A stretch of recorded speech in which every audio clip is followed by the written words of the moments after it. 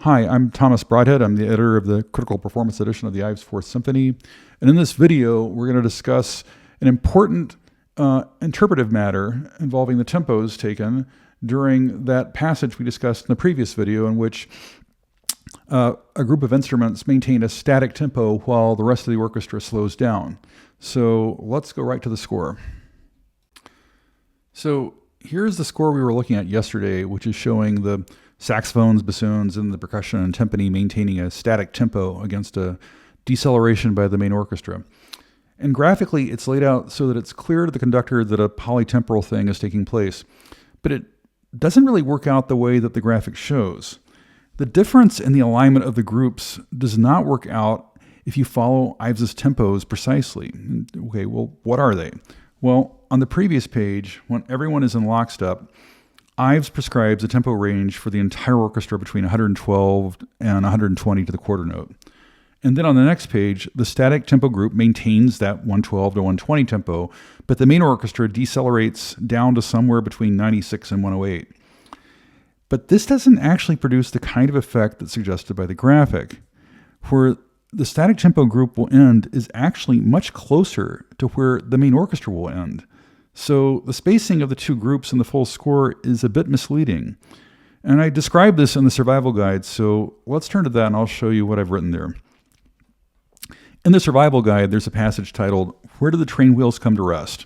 And in it, I analyze where the static tempo group will be in relation to the main orchestra, provided the tempo ranges that are at play. And again, we're starting somewhere between 112 and 120 to the quarter for both groups. Now, the main orchestra decelerates to somewhere between 108 and 96. So there's a maximum prescribed deceleration from 120 to 96. That is, the higher of the two starting tempos, 120, down to the lower of the two ending tempos, 96, hence 120 to 96. In contrast, there's a minimum prescribed deceleration from 112 to 108. That is, the lower of the two starting tempos, 112, down to the higher of the two ending tempos, 108, hence 112 to 108. So, for clarity, this is a mock-up showing what's going on temporally between the two groups in this section. The main orchestra and the static group of percussion, bassoon, and saxophone are both at 120 to 112 initially for the first two measures, right? And then, for the next three measures, the static group maintains 120 to 112, while the main orchestra decelerates to somewhere between 96 and 108, right? And as I said, there is a maximum deceleration by the main orchestra and a minimum deceleration by the main orchestra. So, if the maximum deceleration is what is effected in performance, then the static tempo group ends somewhere between the third and fourth quarter note of the main orchestra in that passage. And if it's the minimum deceleration, well, then the static tempo group ends somewhere just after the last quarter note has been struck in the main orchestra. So that's not a great difference. So let's look at the full score so we can see this more clearly. So here we are back again looking at the full score. And if a maximum deceleration of 120 going down to 96 is applied to the main orchestra, then the static tempo group will end somewhere between the third and fourth quarter beats of the main orchestra. And if a minimum deceleration from 112 down to 108 is applied to the main orchestra, then the static tempo group will end somewhere just after the fourth quarter of the main orchestra's music. So notice, this is what's important. In either case, it's not that much of a difference. And so the two groups are essentially aligned temporally during these measures, which is not what the graphic implies, and it's doubtful it's what Ives wanted. Well, you might ask, why is the graphic set up like it is if it will work out differently if you follow Ives's tempos? Well, it's pretty clear Ives wanted it that way, though, with the two groups temporarily separated from each other, which is one reason it's set that way. But the other reason is practical. We need to fit in the next measure of the extra violin 2 part. Remember, the two extra violin 2 players are with the static tempo group, and when it stops, one of the two extra violin 2 players continues on. The measure for that player has to fit, so its width requirement defines the space that's opened up for the other instruments.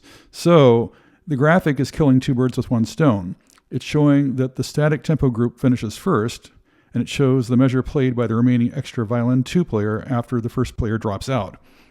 Now, in practice, I've seen this lack of distinction in rehearsal and in concert, where there's really no difference in the tempos between the main conductor and the assistant conductor.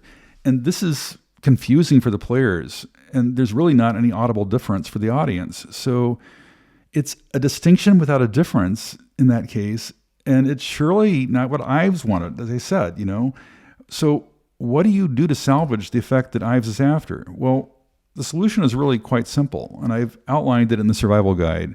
You just need to exaggerate the deceleration in the main orchestra. Instead of going down to 96, go all the way down to 60. It's the slowing of the train in the Celestial Railroad story, so it fits the program, and it creates the temporal separation between the two groups that's necessary for the intended effect. So, in other words, in this passage, instead of going bum-ba-dum, bum-ba-da-da-dum, bum-ba-da-dum, bum-ba-da-dum, bum-ba-da-dum, bum-ba-da-dum, which is what is often done, instead do bum-ba-dum, bum-ba-da-da-dum, bum-ba-da-dum, bum-ba-da-dum, bum-ba-da-dum, bum-ba-da-dum, bum, da-da-da-da-da-da-da, and just go on to the next passage. If you exaggerate the ritardando like that, then the endings of the two groups will, in fact, match the graphic, which is the temporal effect that Ives is intending here. If you don't exaggerate the ritardando, then the two groups will essentially be on top of each other with no temporal distinction, which is not what Ives is intending. So an exaggerated ritardando is really beneficial here. I've heard a conductor do this, and it works. It's an agogic interpretation of this passage, and in terms of phrasing, it's far more lovely than just running through the page without slowing down much at all.